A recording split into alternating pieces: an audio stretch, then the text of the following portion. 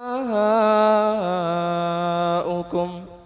في الحياة الدنيا وفي الآخرة ولكم فيها ما تشتهي أنفسكم ولكم فيها ما تدعون نزلا من غفور رحيم.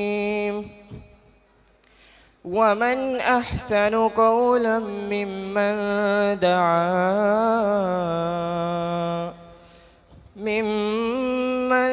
دعا إلى الله